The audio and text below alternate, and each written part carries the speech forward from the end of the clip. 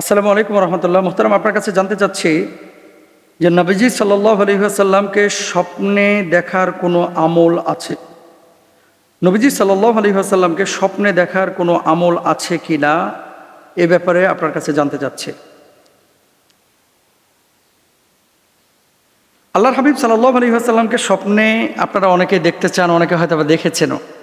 তো নবীজি সাল্লাল্লাহু আলাইহি ওয়াসাল্লাম এ কথা বলেন নাই যে আমাকে স্বপ্নে দেখতে চাইলে এ কাজটা বেশি করো। তবে হ্যাঁ, সালফে সালেহিনরা এবং আল্লাহর ওলিরা যারা আল্লাহর হাবিব সাল্লাল্লাহু আলাইহি ওয়াসাল্লামকে স্বপ্নে দেখেছেন, তারা প্রত্যেকেই একটা আমল করেছেন এবং এই আমলের বদৌলতে হয়তো আল্লাহ সুবহানাহু ওয়া তাআলা পিয়ারা হাবিব সাল্লাল্লাহু আলাইহি ওয়াসাল্লামকে স্বপ্নে দেখিয়েছেন। নবীজির আকার আকৃতি এটা কিন্তু শয়তান ধারণ করতে পারে না। আল্লাহর হাবিব সাল্লাল্লাহু আলাইহি ওয়াসাল্লামের আকার আকৃতি এটা শয়তান ধারণ করতে পারেন না। অর্থাৎ আপনি যেটা দেখবেন এটা সত্যই দেখবেন। আল্লাহর হাবিব সাল্লাল্লাহু আলাইহি ওয়াসাল্লামকে স্বপ্নে দেখার জন্য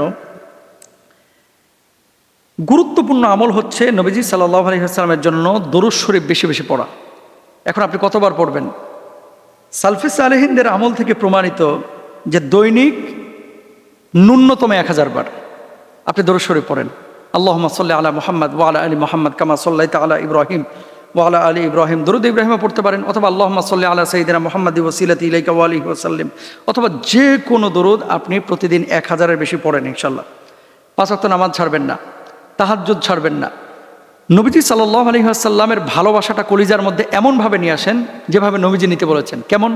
ওমর রাদিয়াল্লাহু তাআলা আনহু দাঁড়ানো, আল্লাহর হাবিব সাল্লাল্লাহু আলাইহি ওয়াসাল্লামকে বললেন, ইয়া রাসূলুল্লাহ, আমার মাল সম্পদ সন্তান সন্ততি সব চাইতে আপনাকে বেশি ভালোবাসি। আল্লাহর হাবিব সাল্লাল্লাহু আলাইহি ওয়াসাল্লাম বললেন, ওমর, তুমি কি তোমার জীবনের চাইতে আমাকে বেশি ভালোবাসো? ওমর বললেন, ইয়া রাসূলুল্লাহ, না, আমার জীবনের চাইতে আপনাকে বেশি ভালোবাসি না। আল্লাহর হাবিব সাল্লাল্লাহু আলাইহি ওয়াসাল্লাম তখন বললেন, ওমর, যেহেতু তোমার জীবনের চাইতে আমাকে বেশি ভালোবাসো না, সুতরাং তুমি এখনো পূর্ণাঙ্গ ঈমানদার হতে পারো না। এখন আপনি আপনার জীবনের চাইতে পিয়ারা হাবিব সাল্লাল্লাহু আলাইহি ওয়াসাল্লামকে বেশি ভালোবাসবেন কিভাবে? নবীজি যেভাবে বলেছেন, নবীজি যেভাবে খেয়েছেন, নবীজি যেভাবে চলেছেন, নবীজি যে হালতে চলেছেন সেভাবে আপনাকে চলতে হবে। আপনার চলন বলন কথন, আপনার উঠা বসা সব কিছু সুন্নাহ মোতাবেক হতে হবে। আপনি মানুষের কষ্টের কারণ হবেন না। এই যে মাসনুন যে বিষয়গুলো, সুন্নাহের যে বিষয়গুলো, আমি দাড়িটা রেখেছি কিসের জন্য? সুন্নাহের জন্য। টুপিটা পরেছি কিসের জন্য? সুন্নাহের জন্য। জুব্বাটা পরেছি কিসের জন্য? সুন্নাহের জন্য। ফজরের সুন্নাত জোহরের সুন্নাত পড়ি কেন? হ্যাঁ, সুন্নাহের জন্য। মাগরিবের সুন্নাত কেন পড়ি? সুন্নাহের জন্য। আপনি যখন এইভাবে কাজ করবেন না, আল্লাহর হাবিব সাল্লাল্লাহু আলাইহি ওয়াসাল্লাম আপনাকে দেখা দিবেন ইনশাআল্লাহ তাআলা। রাত্রিবেলায় যখন ঘুমাবেন 2 রাকাত নামাজ পড়বেন, নামাজ পড়ার পরে আবার দরুদ শরীফ পড়তে পড়তে ঘুমিয়ে যাবেন। দেখবেন ইনশাআল্লাহ আল্লাহর হাবিব সাল্লাল্লাহু আলাইহি ওয়াসাল্লামকে স্বপ্নে দেখছেন।